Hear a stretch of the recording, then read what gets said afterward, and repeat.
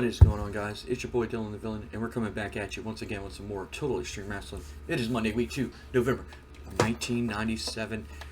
We are playing as the WWF, if you don't know, and we are in a sold-out crowd in front of 19,000 people in the Arrowhead Pond Arena. We got to get through the pre-show and a pre-show bout that had superb wrestling and non-existent crowd heat. Steve Corino defeats Jerry Lynn by pinfall with a Northern Light suplex. Jerry Lynn with a 60 and Steve Corino with a 46. Nelson color commentary gave the match a boost, and Jim Cornette did some good work at ringside. This match got a 58. Steve Corino pulls off a big win here on our pre-show against one of his rivals, Jerry Lynn. We move on to our pre-show main event in a bout that had decent wrestling but little heat. Lance Storm defeats Rikishi in 7:45 by submission with a single leg grab. The match got a 62, not bad. Lance Storm with a 60 and Rikishi with a 57. Announced color commentary gave the match a boost like always. We are going to go ahead and move on to our main show of Raw is War. We have a big show planned for you tonight as we get an opening promo from Shawn Michaels. For those of y'all watched Monday Night Raw last week, Raw is War, you know that the main event was Triple H versus Shawn Michaels once again for the WWF World Heavyweight Championship, and once again Kevin Nash and Scott Hall made their presence known. They interfered. They let it be known that Sting still has that World Heavyweight title shot opportunity against Triple H in the near future. When he wants that title shot, we still don't know. That information still has not been given to us. But Shawn Michaels comes out and he cuts a promo on Kevin Nash and Scott Hall, basically saying, you pick and choose your opportunities when you want to be here.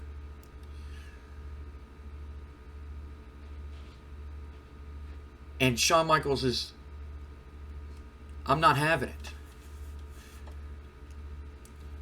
You know, you can choose when you want to be on WWF television. You can choose when you want to be on WCW television because of your lucrative contracts.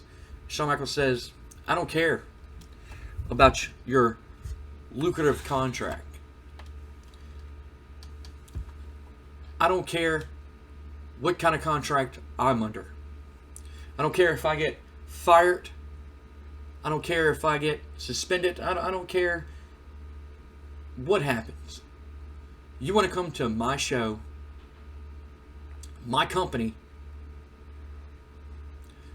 that I put on my back when you two went to Ted Turner's WCW and left us high and dry when we needed y'all the most, so y'all can go make more money. I don't appreciate it.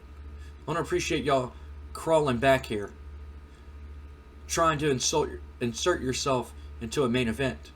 Now I know that y'all beat us at No Mercy, and I understand that I was the one who took the pinfall for the team of myself and my frenemy, Hunter Hearst Helmsley, Triple H.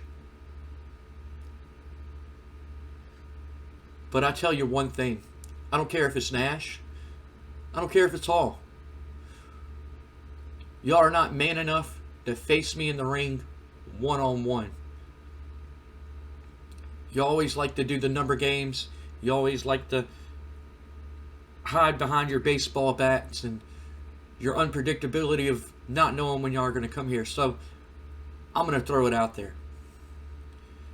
Next week on Raw is War, I'm going to be here.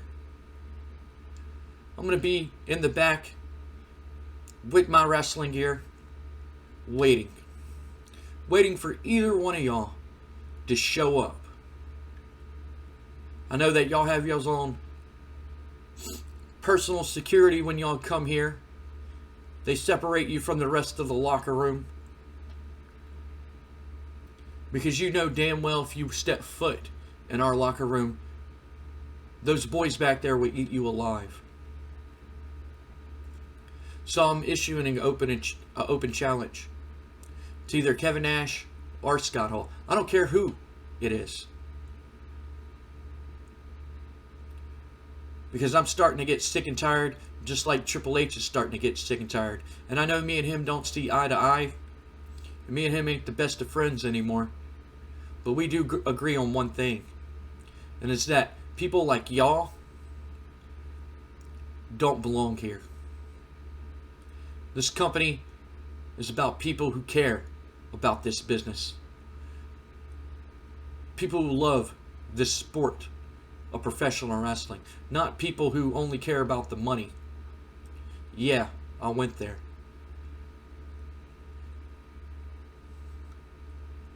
So next week, I'm going to be here, and I'm going to be here with my gear.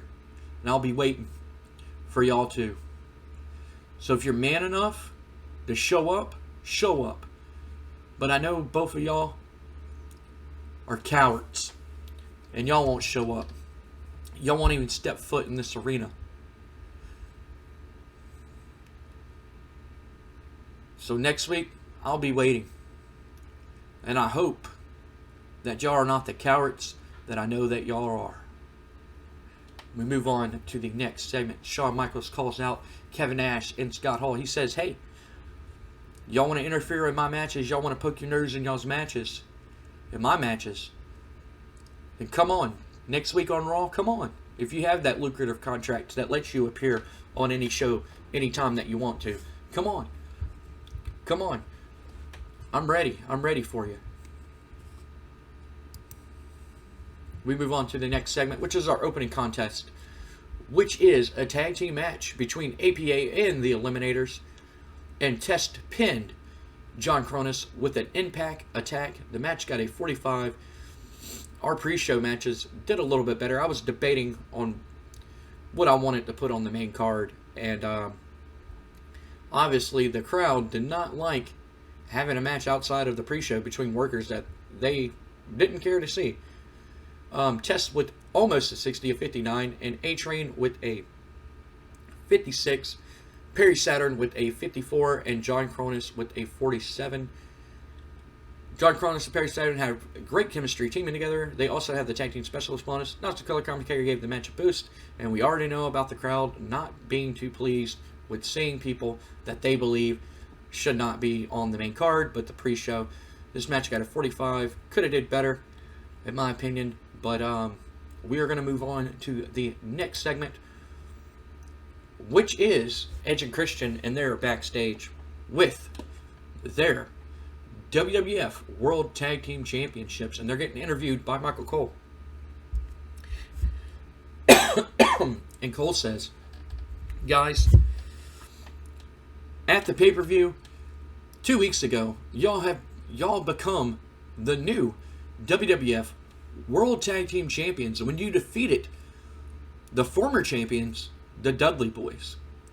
I know that this is a big accomplishment in y'all's, not career, but life, as y'all, that this was y'all's dream since y'all were children. And Christian goes, Cole, you're right. This is a huge accomplishment for not only me, but my brother Edge. We dreamed of this ever since we were wrestling in the living room, watching Bret Hart take on Yokozuna at WrestleMania. Since watching, well, I don't even think we can say their names. Since we watched the one guy take on the ultimate guy at WrestleMania 7 in the main event. And Edge is like, I mean, we were both there, man. We were in the crowd. And Edge, Christian's like, yeah, we were, weren't we? He goes, we dreamed of this moment. Becoming tag team champions. We worked our ass off for years to get to the spot that we're in. You know, we're very proud to be the WWF World Tag Team Champions, but we're not too proud that there's people here in this company who thinks that getting a title shot just means running up on us and attacking us from behind. And Edge is just like, totally not awesome. And Christian's is like, I agree. That reeks of not awesomeness. Michael Cole's like, well, that was my next question. I was going to ask you about the Hardy Boys and how do you feel about them and everything. And Edge is like, look, we understand where the Hardys are coming from. They're like us. They're brothers. They're like us. You know, they dreamed of being in the main event, being tag team champions. Just like the Dudleys are brothers. Which is kind of confusing, but hey, we're not going to talk about that one. We're all brothers here. And we don't mind defending these tag team championships anytime, any place. Whether it be on Raw, whether it be SmackDown, Sunday Night Heat, or at the pay-per-view. We don't care. But the one thing we do care about is earning your spot. And we believe that the Hardys haven't earned that opportunity. Why? If anybody in the tag team division has earned a shot at our tag team titles, it's what's their name again, Christian? And Christian's like, oh, I know who you're talking about. That one guy, right? And Edge is like, yeah, that one guy. And his partner, that other guy. And Christian's like, I know who you are, but I just can't think of their names. And Edge is like, yeah, I can't remember their names. So, I guess nobody. And Michael Cole's just like, wow, that's a bold statement. Christian's like, look, we're the best tag team in the world, all right? We proved that multiple times, time and time again.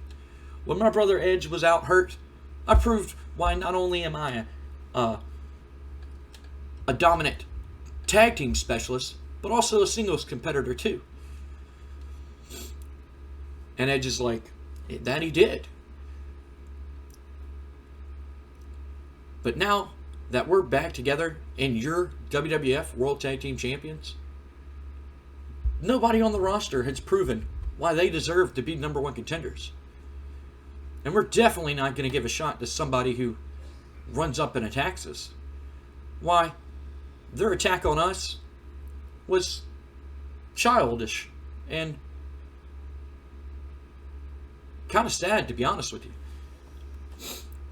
Christian's like, yeah, I agree with that, Edge. I agree with that. Michael Cole says so we found out earlier tonight that Shane McMahon, our new commissioner, has booked a match for SmackDown between the Hardys and the Dudleys to determine the number one contenders for the tag team titles. Is there anybody that you would, either one of these teams that you would like to face? And Christian goes to talk, and Edge kind of like cuts him off a little bit, and he goes, I got this one. Whether it be the Dudleys or whether it be the Hardys, it doesn't matter. Because at the end of the day, Edge and Christian are going to be your tag team champions for a very, very, very, very, very, very, very, very, very, and they start counting on their fingers, very, very, very, very, very, very, very, very, very, very long time. Thank you for giving this, thank you for interviewing us, Cole. And enjoy the rest of your night, because me and my brother Christian, we're headed off to SmackDown to get front row seats to that tag team matchup. Michael Cole's like, well, I'll see you later, gentlemen. Thank you all for this interview time. And we go to commercial and we come back to a match. We go to commercial and we come back and we see Dude Love backstage, and he's getting interviewed. And Michael Cole's just like, we're back here on Raw is War, and at this time I would like to introduce my guest at this time, the one and only Love Machine, Dude Love. And Dude Love comes out and he's like, oh, daddy, oh, it's the summer of love has came to an end, and now it's nice and cool. as the leaves begin to fall and change, and it's time for change here in the World Wrestling Federation. And you see, the Dude Love has been away for a long time, making sweet, passionate love to all the ladies across the land. Whether it be here in America, Canada, or them sexy women in Japan. Ow! Michael Cole's just like, yes, you were away for a while, but now you're back, and you've been on a pretty decent win streak. I mean, you picked up some big matches here lately. Anything, are a lot of people are saying that you're pretty much on the right track to becoming number one contender for the World Wrestling Federation Championship. And Dude Love's just like, well, I tell you one thing, the old Dude Love doesn't need a championship.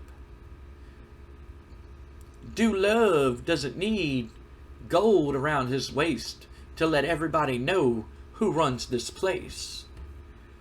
Because people don't tune in to see other people. They tune in to look at my face. Because all the ladies know and like to scream the Dude Love name. But when Dude Love enters a town, it's all the same. And Michael Cole's just like, he's standing there and he's like listening to him, And Michael Cole's like, well, tonight, we've got word that you were taking on the returning Undertaker. We haven't seen the Undertaker since No Mercy, when he battled his brother Kane in that Buried Alive match. Are you worried at all? And Dude Love's like, worried? Nah, Dude Love ain't worried. Dude Love don't care. Well, I guess Dude Love does, as long as he doesn't mess up this beautiful long hair. And he runs his hands through his hair, and he's just like, now, the Undertaker and I, we know each other pretty good. We fought in the past, and we battled all over. But there's one thing that the Undertaker has that the Dude Love wants more than anything. That's not his fans, that's not his fame or his money, because Dude Love has that. What Dude Love wants is that motorbike, baby. Dude Love would look so good sitting on that Harley, riding it around from town to town. And I believe that the Undertaker is using his motorcycle to compensate for something, if you know what I'm saying. Ow, have mercy. And Michael Cole's just like, oh, well, I wouldn't be saying that about the Undertaker, Dude Love's is like, I'm not worried about the Undertaker. As for me taking on the Undertaker tonight, you best believe that Dude Love is going to walk away with the 1, 2, 3. And the Undertaker, he's going to go back riding off into whatever fantasy land he is. I don't know if he's alive, dead, if he come from an urn, if he's from a graveyard, or what he's from. Dude Love doesn't understand how he's all these split personalities into one. And he's trying to be all these different characters at once. It's confusing to Dude Love. Dude Love doesn't understand how he can be all these different people at any given time. Just doesn't make sense to me. Dude Love knows who he is. And Dude Love is going to stick to who he is. So Undertaker, I know that you're going through an identity crisis trying to figure out who you are. If you're a biker, a dead man, a ghoul, a zombie. Tonight, you're going to recognize who Dude Love is. And Dude Love is your daddy. Ow, have mercy. And we go off, and Michael Cole introduces us. I believe we do have a match after this. Into our next match, which is X-Pac taking on the light heavyweight champion, Ultimo Dragon. X-Pac has been on a pretty big win streak here, and he earned himself a shot at the light heavyweight championship in a bout that had great wrestling and good heat. Ultimo Dragon defeats X-Pac in 13-14 by pinfall when Ultimo Dragon makes defense number 2 of the WWF Light Heavyweight Title. The match got an 82. I couldn't ask for a better match, actually. This is actually a quite good rating. X-Pac with a 73 and Ultimo Dragon with a 86. Nelson gave the match a boost. X-Pac picks up the L as Ultimo Dragon successfully defends the WWF Light Heavyweight Title. We move on to our next segment here, and it is Chris Jericho. And he walks into Vince McMahon's office as Vince is sitting on the phone, and he's talking. Vince McMahon's a busy man, and he's sitting there and he's talking on the phone. Chris Jericho just walks in and he goes, "What is this? Some type of conspiracy theory against me?" And Shane's kind of like sitting there on the couch, he's like reading the paper, and he jumps up and he goes, "Whoa, hold on. And Vince is like, "Let me call you back." And he hangs up the phone and he's like, "Jericho, nice to see you. How you been?" And Jericho's like, How have I been? Horrible. Not only did you bypass your former Intercontinental Champion and not give me my respected rematch that I deserve, but yet you crowned a new number one contender on that same show in Kurt Angle. And quite honestly, I think it's a load of crap. Vince is like, "What are you talking about? Kurt is the new number one contender. And you have to be the former Intercontinental Champion to get a rematch." And Jericho's like, "I was the former Intercontinental Champion. You bypassed Jericho to give The Rock, your golden boy, a shot at that Intercontinental Championship. Just because you didn't want Steve Austin to be champion." Now, I don't know if you're keeping tabs on the record books here, but Chris Jericho is one of the few men to have beat Stone Cold Steve Austin in the middle of that ring, 1, 2, 3. And Shane's just like standing there and he's like, You're right. And Vince is like, "Well, I don't remember you being Intercontinental Champion." And Jericho's like, "Are you serious? Are you this far deep into your WCW trying to take over bullcrap that you don't even know who your champions are?" And Vince starts getting mad a little bit. And Shane's like, "That's why I'm the commissioner of the World Wrestling Federation, Jericho. My dad's busy dealing with legal things and dealing with problems and making sure that his company doesn't get overran by these hooligans, Kevin Nash and Scott Hall and Sting. He put me in charge. And yes, I do know that you are the former Intercontinental Champion, but whatever my dad says goes. And me personally, I want to personally apologize for overlooking you on your Intercontinental Championship rematch. Now, Kurt Angle did win his match against Rey Mysterio on SmackDown to regain that opportunity for the Intercontinental Championship. I can't take that away from him. He's earned that opportunity. But what I can do is I can book a match between you and Kurt Angle tonight to determine the definitive number one contender for the Intercontinental Championship. How does that sound to you? And Jericho is like, "So you're telling me I gotta earn a rematch that I had signed in a contract?" Yeah. I knew day one, since I walked into this company, y'all were going to treat me differently because of where I came from and who I was before coming here. Just because you didn't create me, Vince, I knew that you were going to, that at some point down the road, you were going to hold me down and hold me back. But you know what, Shane? I'm going to take your opportunity because I know how much your dad loves Kurt Angle and how much he cherishes Kurt Angle, because Kurt Angle is his pet project. Kurt Angle is his golden boy along with the Croc.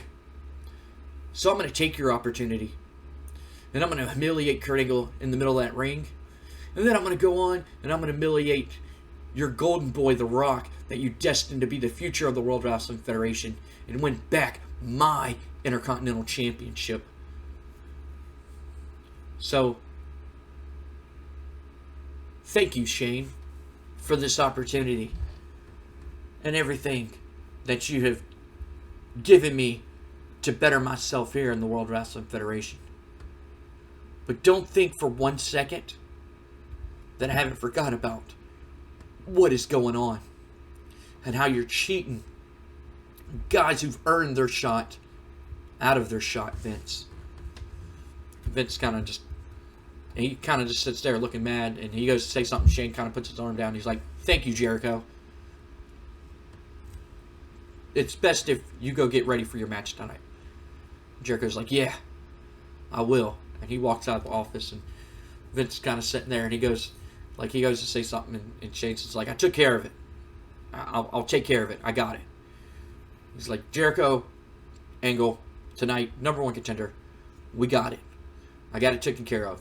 Vince is just like, you're just going to let him talk to me like that? And Shane's just like, look, Dad, there's a lot of guys here that I've talked to that are not happy with the way that you're running things here in the World Wrestling Federation. That they believe that you're so caught up with Austin and caught up with Hall and Nash and Steen coming in that you're just using and manipulating anybody that will listen to you into doing your dirty work. And a lot of guys are not happy about it. You know, guys like Big Show, you remember him?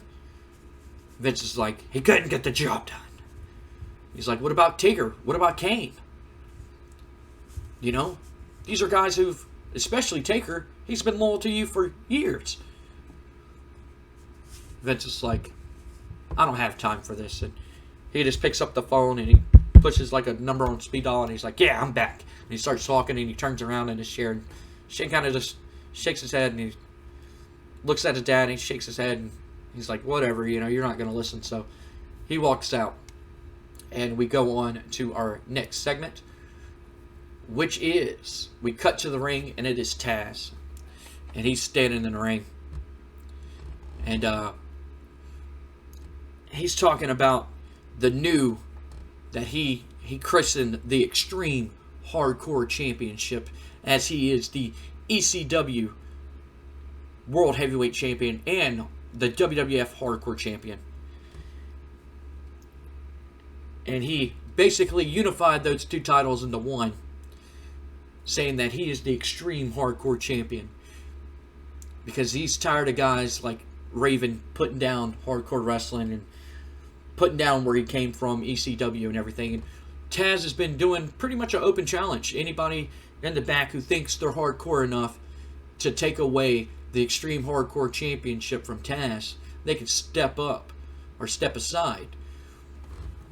Taz gets in the ring, you know, he cuts his promo about how he's the baddest man in the WWF locker room. Nobody can touch him. Nobody's more badass than him. He doesn't give a shit who it is. If anybody in the back thinks they're hardcore enough to come out here, and all of a sudden we hear new music, and we get a new Tron movie play, and out walks Bob Holly, and Bob Holly has a mic in his hand. And Tess kind of looks confused. He's like, Bob Holly? What the hell's Bob Holly doing out here? Bob Holly's just like, you see, I've been waiting for this opportunity. I've been waiting for somebody like you to come in this company and run their damn mouth about how badass they are, how hardcore they are, how tough they are. And I tell you one thing, and I'm going to tell you one time, and I'm going to tell you one time only. You think you're a tough son of a bitch? You haven't met me, buddy. I see you walk around the back in the locker room thinking you're some Mr. Bad Shot, has your personal security all surrounded you and everything, grunting and moaning over there trying to pump yourself up, and I think you're a fucking joke. That's right, I said it. I think you're a fucking joke. You make me laugh. Not only do you make me laugh, but you make everybody else in the locker room laugh. And I'm going to tell you that I'm here to shut you the hell up. And if anybody and this company is hardcore, it's me. Hardcore Holly. So I'm going to accept your challenge tonight, Taz, and I'm going to beat your ass from one side of that ring, one side of this arena, all the way to the damn parking lot out there.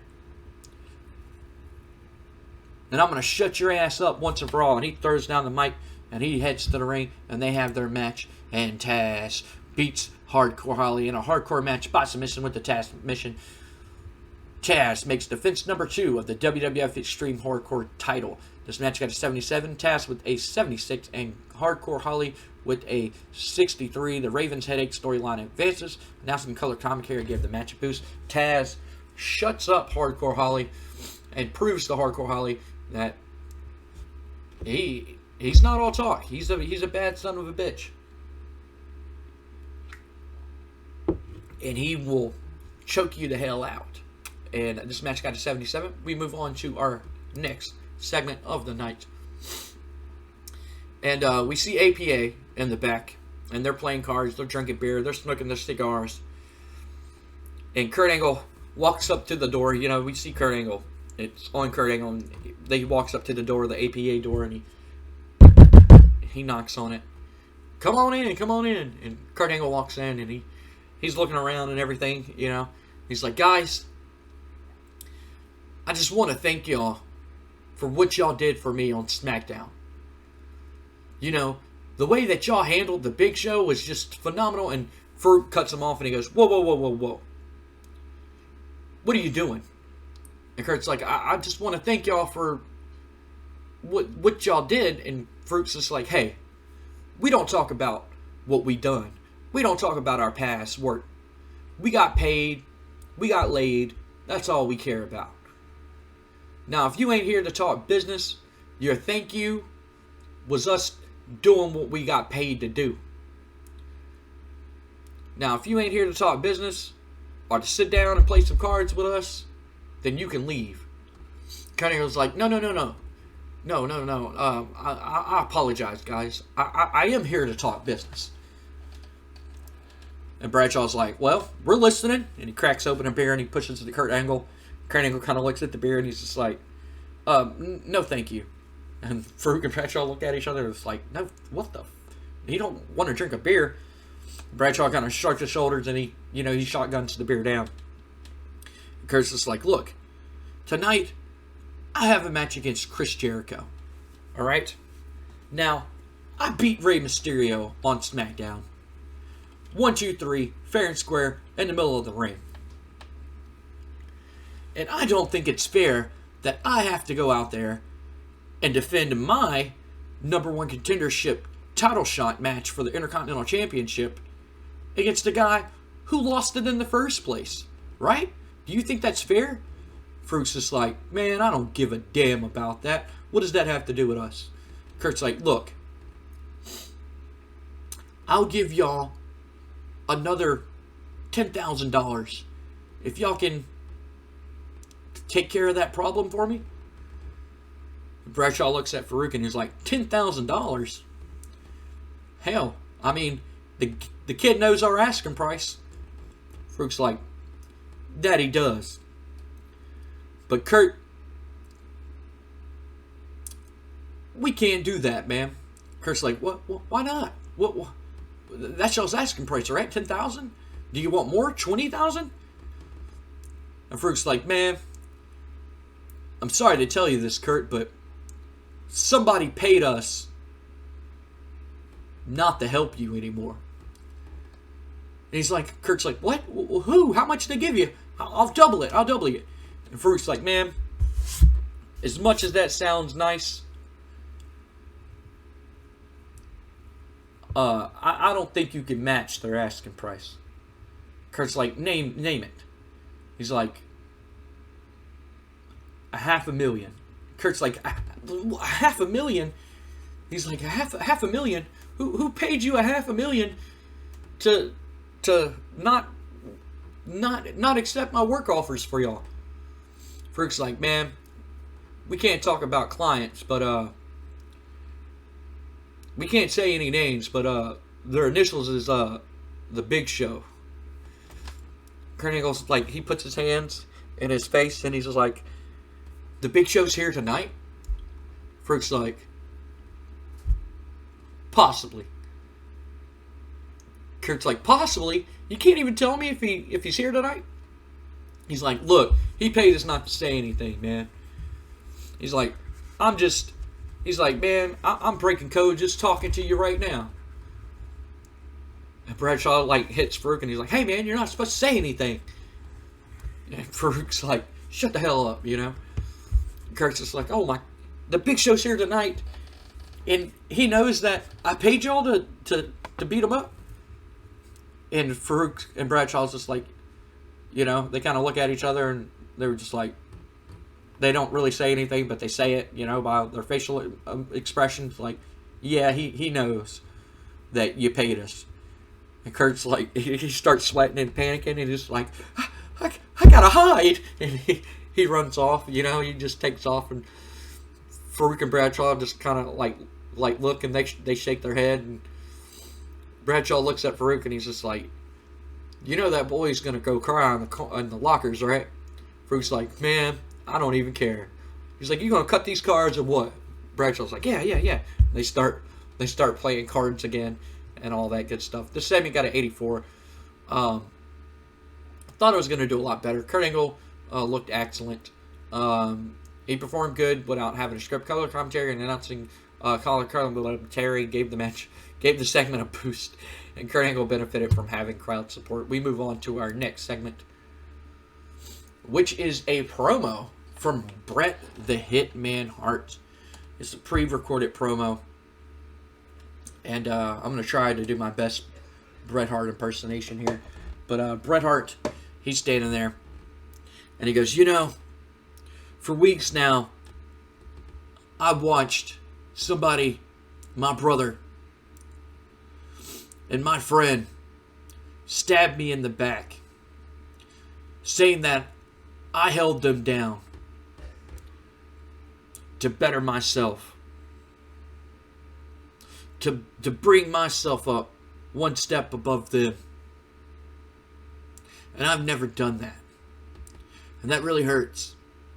It really hurts hearing that from your brother, that he disowns not only me, not only my brother-in-law Davey, but everything the Hart family stands for. Everything that we built together. I would not be here where I am today if it wasn't for Davey and Owen and Jim and even Brian. And it breaks my spirit and it breaks my heart that he's doing this. That he found two like-minded individuals just like him who want to change the landscape of professional wrestling and make a new foundation, as he likes to call themselves, of professional wrestling. I admire that. I can't say that I don't. I admire him stepping up and wanting to change the face of professional wrestling, just like I did when I put together the Hart Foundation all those years ago. But Owen, you want to prove yourself. You want to say that you're the best there is, best there was, and the best there ever will be. That you are the definitive addition when it comes to the Hart family. That there's nobody better, and there will never be anybody better than the Hart Foundation. To come out of the Hart Dungeon. Well, in 2 weeks, we're going to have a pay-per-view called Survivor Series. And in that Survivor Series pay-per-view, there's usually a match, a tag team matchup, to where one group of guys take on another group of guys. And what y'all did to Jim was a travesty. Broke my heart. Destroyed it. That you could do that to somebody that called you a brother. Somebody who helped you grow into the man that you are. So at Survivor Series, it'll be myself and Davey taking on your new foundation. It's going to be the Hart Foundation taking on the new foundation. It's going to be you, Pillman, and Jarrett taking on me and Davey and somebody from the Hart Dungeon who is looking to not only beat you up, but to cripple you for what you said about Mom and Dad.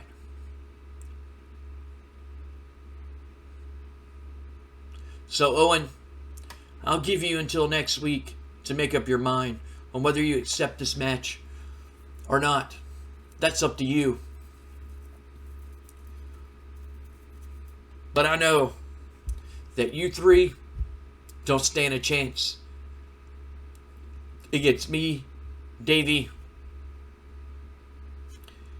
and our newest member of the Hart Foundation. But don't worry. I'm going to keep him under wraps and keep him a little secret until the time is just right to lay my cards out on the table. So, Owen, I hope you're ready, because that Survivor Series, it's not just going to be a family feud. It's going to be a family war. We move on to the next segment, and we go to that match between Chris Jericho and Kurt Angle that got a 96. Awesome stuff. Awesome stuff. I fought with myself for a very long time on what I wanted to make it the main event. Like always, I always fight myself on what I want to make the main event. And I decided to make Love and Taker the main event. Hopefully they can pull out a bigger number than a 96. But Kurt Angle has been on fire here lately, along with Chris Jericho, in a bout that had sensational wrestling, fantastic heat. Chris Jericho defeats Kurt Angle by submission with a lion tamer, Walls of Jericho, after interference from the Big Show. The Big Show comes out. He clocks Kurt Angle. Jericho puts him in the Walls of Jericho. You know, Kurt is knocked the hell out. The referee sees that Kurt Angle is knocked out, you know, and he rings the bell saying that Kurt passed out from the submission hold. Kurt never tapped out. The referee just declared Jericho the winner because Kurt Angle passed the hell out. Kind of like with Austin and Bret Hart at WrestleMania 13 type thing. This match got a 96. Jericho with a 95. Kurt with a 96. This advances all these storylines. And Kurt Angle benefited from having that crowd support. We move on to the next segment. And after the match, Jericho celebrates. He leaves the ring. And Kurt Angle is still knocked out and laying in the middle of the ring as Big Show gets in the ring. And he stands over Kurt Angle. He grabs Kurt Angle by his shoulder straps, picks him up, hits a choke slam on him in the middle of the ring. And Big Show leaves the ring with that face.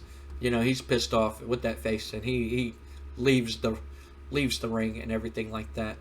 We're going to go on to our next segment, which is a hype promo of our main event between Love and The Undertaker. Our big main event here tonight. Love saying that he's going to beat Taker, and Undertaker is going through an identity crisis. We got word that The Undertaker was not too pleased about that. That he was mocking The Undertaker for riding a motorcycle and not respecting The Undertaker being The Undertaker and being a part of a biker gang and all that stuff and all that good stuff. And Undertaker basically cutting a promo before the match. You know how they have like the pre-match promo type thing, and Undertaker basically saying like he's a dead man. I'm gonna kill him. And we move on to that match, and hopefully what I booked pops up right. Hopefully it pops up right. Sometimes it doesn't. Sometimes it does. But we're gonna go see 95. Not bad. And about that had sensational wrestling and fantastic heat. Love defeats The Undertaker by pinfall after a distraction from Kane. So the distraction from Kane is not Kane appearing himself. What it is Undertaker goes to hit a chokeslam on Doolove, and all of a sudden Kane's music hits. You know, the beep, the arena turns red, dee, dee, boom, dee, dee, dee, dee, dee, dee, dee. You know, Kane's theme music hits.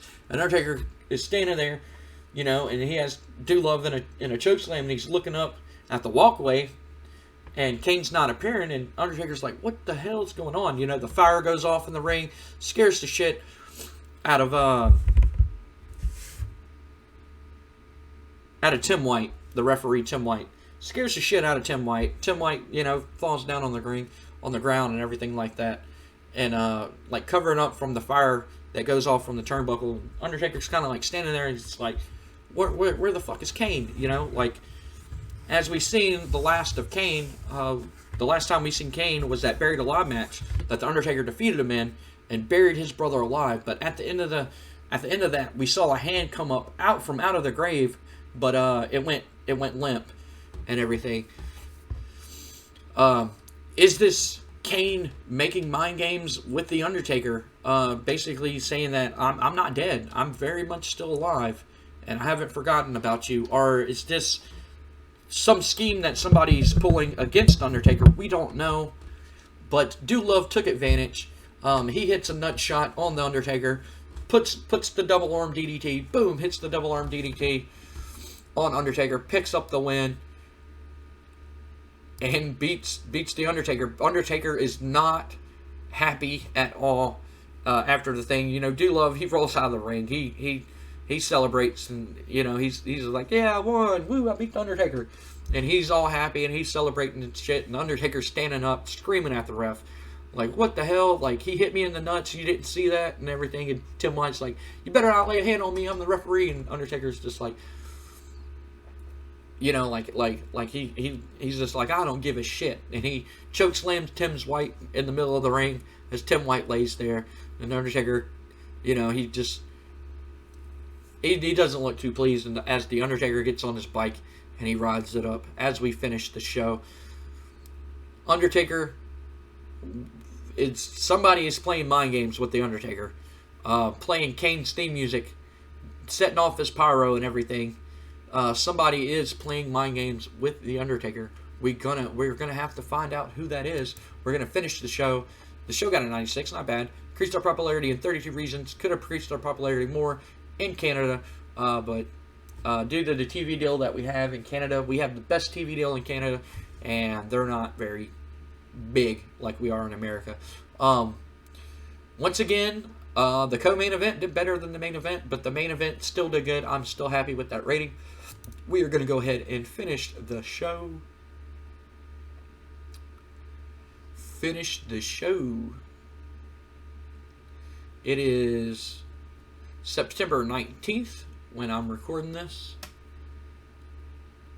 Monday, actually. The day that this episode was supposed to come out. We have some decisions to be made. I'm pretty sure I know who that is. Nitro went to tapings. Wow, they changed their format to tapings. Let's see what Nitro did. Ric Flair. Is this WCW Nitro? It is WCW Nitro. They went to tapings.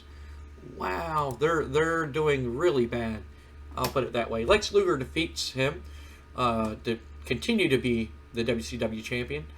Ric Flair and Steve McMichael defeat Dallas Diamond Page. Goldberg picks up a win. Randy Savage picks up the win. Tatanka and the Nasty Boys pick up a win. Ultimate Warrior, who, as y'all know, was working for the WWF on a Legends deal, got fired because he was causing way too much backstage problems and wanting to pick fights with everybody. So I suspended him. He came back day one from his suspension, and I know I'm probably going to get not a lot of people happy, but pulled a CM Punk and basically got in a fight with, who was it that he got in a fight with? I want to say it was Taz that he ended up getting in a fight with, and ended up getting beat up by Taz, and I fired Ultimate Warrior, you know, which gave Taz a 30-day suspension. So Taz was like on the roster and he was just sitting back, and then I had to wait a little bit before I can bring them out, because the Taz storyline was supposed to happen a long time ago. Breaking kayfabe here, but that's, yeah, it was supposed to happen a long time ago. But he got a suspension for 30 days, but Ultimate Warrior ended up getting fired. Dallas Page and Lex Luger defeats Jim Duggan and Ric Flair. Steven Regal defeats Vincent and all that good stuff. I can't believe that they went to taping episodes. That is crazy. Crazy. Bobby Eaton wins the WCW United States title. Good job, Bobby Eaton.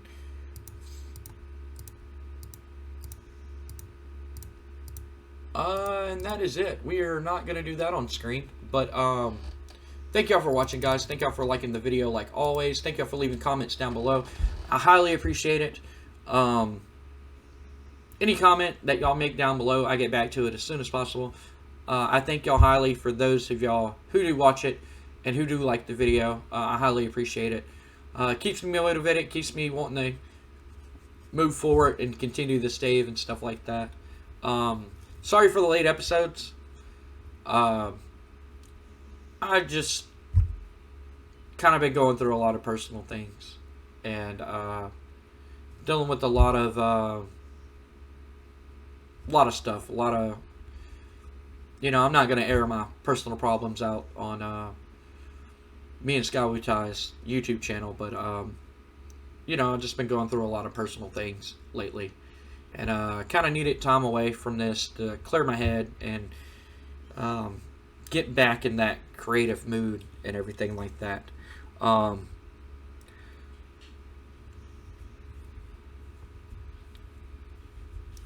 Yeah. I thank y'all, everybody who sticks with the save and who continue to watch it and everything like that, and everything like and all that good stuff. Before I leave, I just want to say, you know, like if you know anybody who's dealing with depression or any of that stuff, man, reach out to them. Let them know that you love them and everything like that. I'm not gonna air my personal problems out on here and the things that I'm going through right now, but you know, if you know anybody who battles with depression and suffers depression, reach out to them. Let them know that you love them. Let them know that you're thinking about them and that they're there, because they may not be here tomorrow, you know. So you never know what life has in store and everything like that, and life's precious. Life is very precious and very valuable, and somebody that you love and cherish may not be here tomorrow. Let your loved ones know that you love them, and let them know that you care about them, and all that good stuff, and all that stuff. I really am terrible at talking about topics like this, but without going into personal details and all that stuff, you know, if you know anybody who's dealing with depression, reach out, let them know that you love them, let them know that they're there, that you're there for them, and that you're willing to talk to them and all that stuff, because just because somebody's smiling and happy on the outside, you have no clue what's going on the inside. You know, you don't know what that person's dealing with or what they have to deal with on a day-to-day basis. So treat everybody with love and respect, and treat everybody with kindness. That's my message. I'm pretty sure I did this on SmackDown also, but let them know that you love them, and reach out and let them know that you're there and that you care and everything. This outro has went on long enough. I need to wrap this video up, but until next time, guys, if you're new to the channel and like what you see, subscribe icon will be over the Raw's War. If you like this episode and want to go back and watch SmackDown or Sunday Night Heat or the last pay-per-view or whatever, the playlist will be right here if you want to go back and watch past episodes and catch up. And on this right here, since I've been talking about SmackDown, we'll make this episode right here SmackDown, the previous SmackDown. I love you guys so much. Thank y'all for the love and support. And until next time, and like we always say here at Pro Am Gaming, if you can't play with each other, do what I'm doing right now and play with yourself. We'll see y'all on SmackDown, guys. Thank y'all.